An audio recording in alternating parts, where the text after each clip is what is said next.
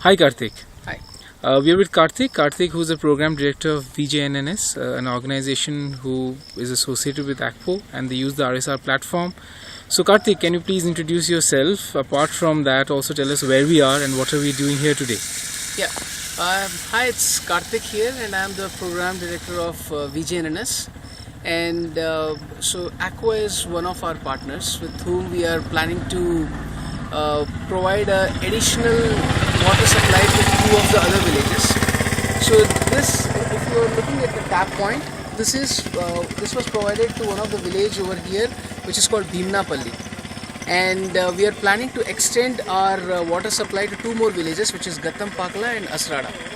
So since this distribution tank, if you see over there, it's already constructed and it's having sufficient water for this village.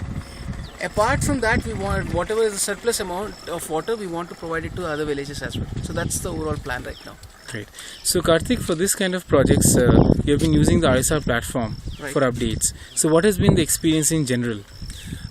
We have used RSR to start with. In fact, we started posting on RSR the common problems being faced by the villagers and how it and we also used it for fundraising too.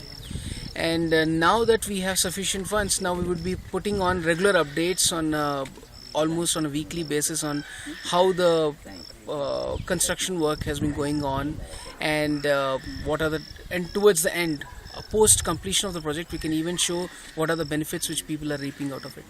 Right. So, as a user of RSR, and you have been a very regular user of it, what are the constraints that you may face when you use a platform like RSR? What are the challenges you face? Okay, I coming from a technical background, it's easier for me to make updates to RSR. But for our regular people from the organization, it's a little difficult. So they need to log on to internet. They need to upload the photograph, provide sufficient updates, and they need to know a little bit of English to provide updates. So these are some of the things which we commonly face. Earlier we never used to have a good broadband connection, but now that we have it, so I think we'll be able to help people start using the RSR. I mean the local people whomsoever we have here in Masada. Right. So, was internet the biggest problem you faced doing uploads on RSR? Yes, but that was a couple of years back. Okay. But now I think we are good. From infrastructure point of view, we are doing good now. So Okay. we'll be able to make upload of photographs and take care of it. Yeah, we should be able to use RSR well. So, what are the advantages you see while using a system like that for your project work? RSR, what we see is if we want to send a report to some of our donors, for instance, or some of the regular some of the people whom we want to tell that okay, this is what is something new. We can always upload it on RSR and send them a link instead of putting all these photographs as an attachment in an email. So that's one of the best tools. Which that's how we see it. Right. So, do you see it also kind of adding to any kind of values within the organization, like the new skill sets of engaging with technology? Of course, it'll be a part of learning curve. People will learn new technologies. In fact, when we came in touch with Arghyam and we started speaking to people from Aquadam, we actually knew about GPS units. We in fact happened to buy one, and a similar kind of feature will be we learned a lot after we got in touch with Aquadam. I think we are expecting the same thing now with Aqua as well. So, Karthik, just last question for this is, we are at the Bhimapalli village, and this is the village where the journey between Aqua and VJNN started. True. So, would you just want to recount the story of how things started from here? Okay, so what we did was Mr. Thomas and Anke, both of them were here.